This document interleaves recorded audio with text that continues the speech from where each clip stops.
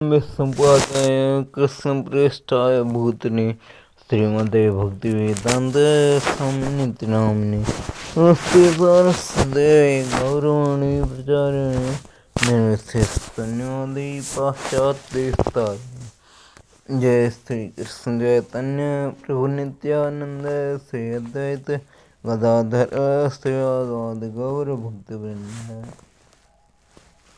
निर्वृत्ततरतैरुपगीयमानान् भवौ सदा श्रोतमनो विरामान् कर्तमसौगुणानुवादात् पुमान् विरज्येत पिना पशुघ्नात्। कृष्णा बुक रीडिंग अध्याय 2। देवताओं द्वारा गर्भस्थ भगवान कृष्ण की स्तुति। राजा कंस ने न केवल यदु भोज तथा अंधकौंस के राज्यों तथा सूरसेन के राज्य को अपने अधिकार में कर लिया, अपितु उसने अन्य सभी आश्रयी राजाओं से मैत्री भी स्थापित की। उनके नाम हैं प्रलंब, बक, चाणूर, तृणावर्त, अघासुर, मुष्टिक, अरिष्ट, द्विविद,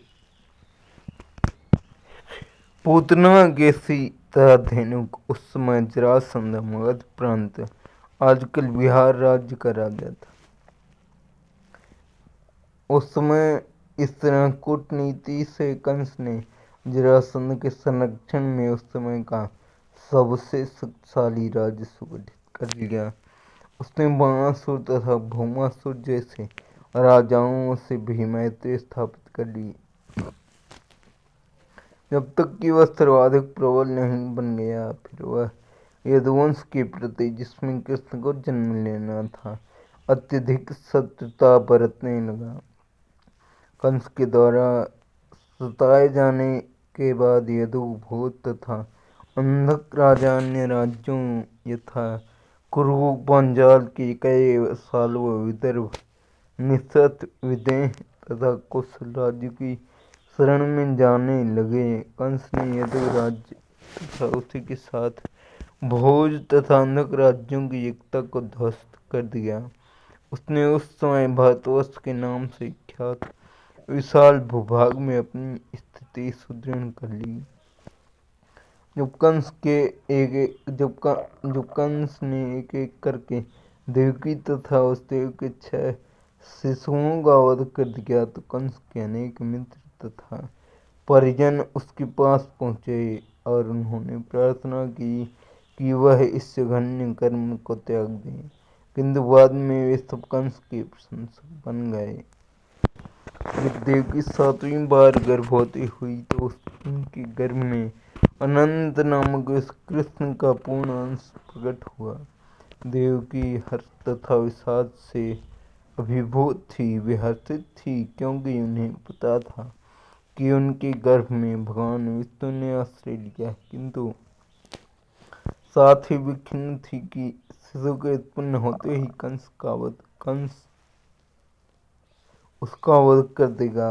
उस समय भगवान कृष्ण ने कंस के द्वारा किए गए अत्याचारों से यदुओं की भयभीत स्थिति पर दयालु होकर अपनी अंतरंगा शक्ति योग माया को प्रकट होने का आदेश दिया।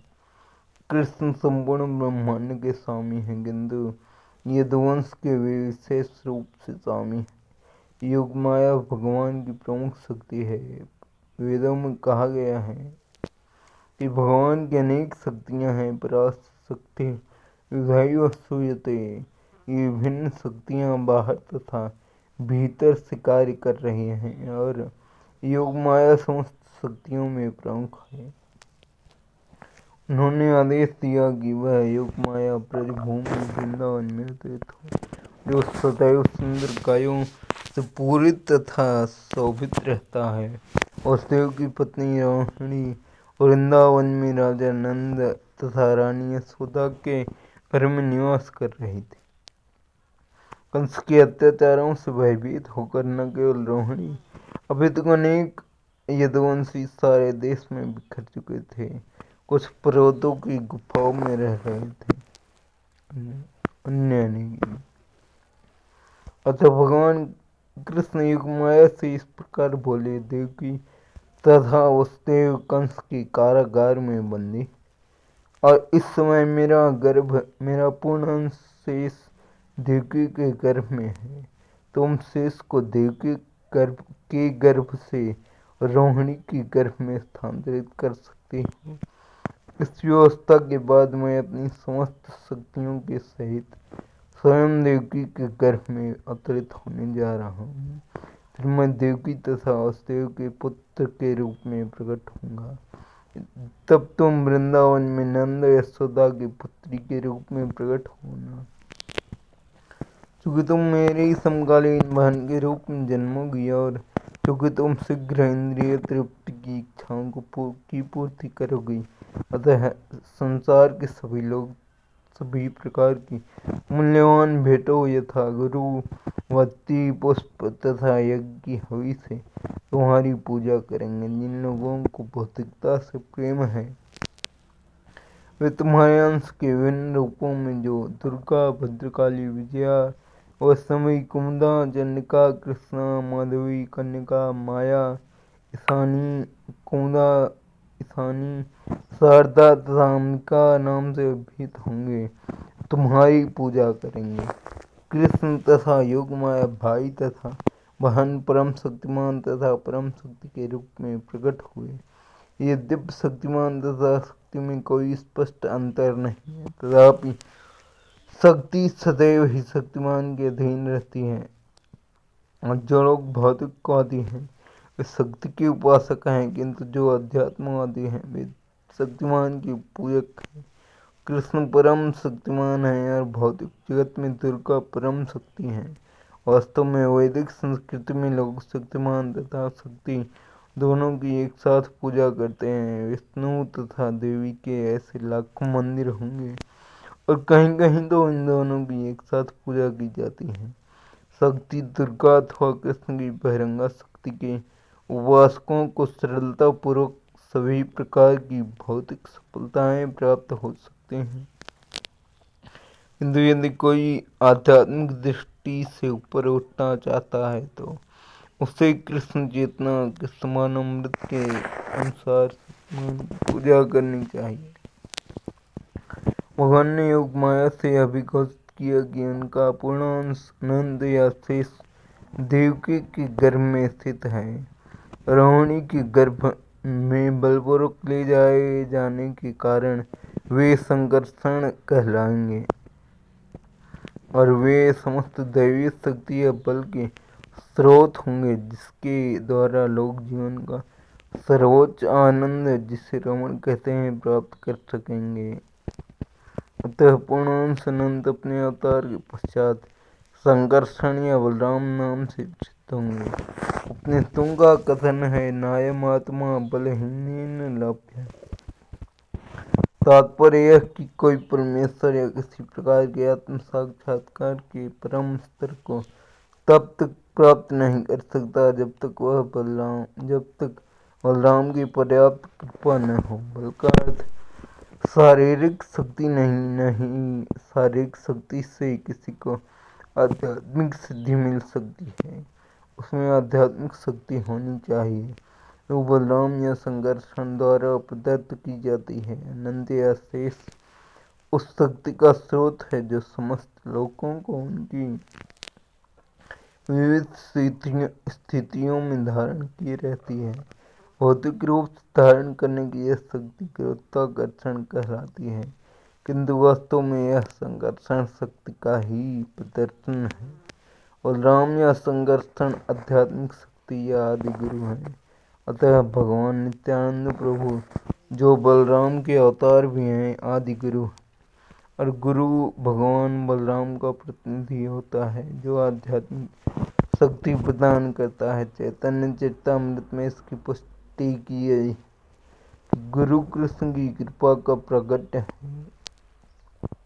भगवान ने योग माया को इस तरह आदेश दिया तो उसने उनकी प्रदक्षिणा की और तब उनकी आज्ञा अनुसार वह इस भौतिक जगत में प्रकट हुई। जब भगवान की परम शक्ति योग माया ने शेष को देवकी के गर्भ से रोहिणी के गर्भ में स्थानांतरित किया तो वे दोनों ही योग माया के वश में थी, जिससे योग निद्रा कहते हैं। जब ऐसा हो चुका तो लोगों ने समझा कि देवकी का 7वां गर्भ विनष्ट हो गया। इस तरह यद्यपि बलराम देवकी के पुत्र रूप में अवतरित हुए, किंतु रोहिणी के गर्भ में स्थानांतरित किए जाने के कारण उनके पुत्र कहलाए। इस व्यवस्था के बाद अपने निष्काम भक्तों की रक्षा करने के लिए सदैव तत्पर रहने वाले भगवान श्री कृष्ण ने अपनी पूर्ण अचिंत्य शक्तियों सहित संपूर्ण सृष्टि के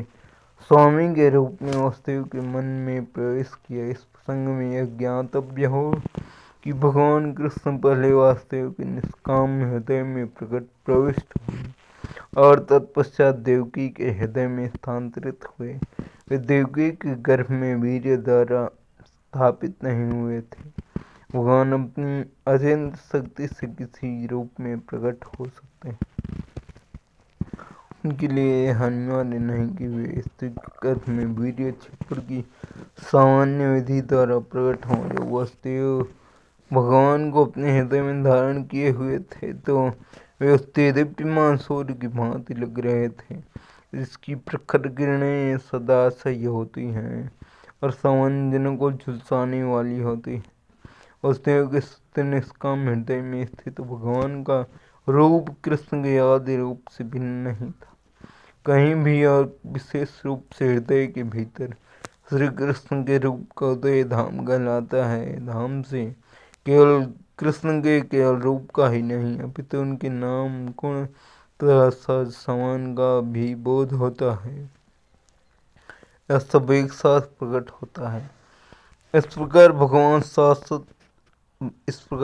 शाश्वत रूप से अपनी पूर्ण शक्तियों समेत वासुदेव के मन से देवकी के मन में उसी तरह स्थानांतरित हुए जिस प्रकार अस्त होते हुए सूर्य की किरणें पूर्व में उदय होने वाले पूर्ण चंद्रमा में चली जाती हैं। भगवान कृष्ण वासुदेव के शरीर से देवकी के शरीर में प्रविष्ट हुए। वे सामान्य जीव की परिस्थितियों से परे थे, चूँकि कृष्ण वहाँ थे। अतः यह समझना चाहिए कि इनके पूर्ण अंश यथा नारायण तथा सभी अवतार यथा नृसिंह और राह इत्यादि उनके साथ साथ थे और उन पर भी इस जगत की परिस्थितियाँ काम नहीं कर रही थी।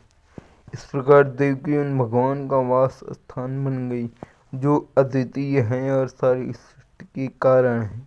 यद्यपि देवकी परम सत्य का वास स्थान बन गई, किंतु कंस के घर के भीतर रहने के कारण समित अग्नि या दुरुपयुक्त विद्या की भांति दिखाई पड़ती थी। जब अग्नि किसी पात्र में रखी जाती है या किसी अन्य घड़े में रखी जाती है तो अग्नि की प्रकाशमान किरणें नहीं दिखती। इसी प्रकार से वह दुरुपयुक्त ज्ञान जिससे सामान्य जनता को लाभ नहीं पहुँचता, प्रशंसित नहीं होता। इसी प्रकार देवकी कंस के महल की कारागारों की दीवारों के भीतर रखी गई थी, जिससे कोई भी उनके उस दिव्य सौंदर्य को देख नहीं सकता था जो उनके गर्भ में भगवान के आने से उत्पन्न हुआ था। किंतु कंस ने अपनी बहन के उस दिव्य सौंदर्य को देखा और वह तुरंत इस निष्कर्ष पर पहुंचा कि भगवान ने उसके गर्भ में शरण ले ली है। इसके पहले वह इतनी अधिक सुंदर कभी नहीं लगी थी। वह स्पष्ट रूप से समझ गया कि देवकी के गर्भ में कोई कौतूहलपूर्ण वस्तु अवश्य है। अतः कंस विचलित हो गया। उसे विश्वास था कि भविष्य में उसका वध करने वाले भगवान का आगमन हो चुका है। कंस सोचने लगा, अब देवकी का क्या किया जाए। उसके गर्भ में निश्चित रूप से विष्णु या कृष्ण है, अतः यह निश्चित है कि उसके कृष्ण देवताओं का उद्देश्य पूरा करने के लिए आ गए हैं। यदि मैं तुरंत देवकी का वध कर भी दूं तो उनका उद्देश्य विफल नहीं हो सकता। कंस भलीभांति जानता था कि विष्णु के उद्देश्य को कोई विफल नहीं कर सकता। कोई भी बुद्धिमान पुरुष जान सकता है कि भगवान के नियमों का अतिक्रमण नहीं किया जा सकता, चाहे सारे असुर चाहे कितने ही विघ्न क्यों न भगवान का उद्देश्य पूरा होकर रहेगा। कंस ने सोचा, यदि इस समय मैं देवकी को मारता हूँ तो नहीं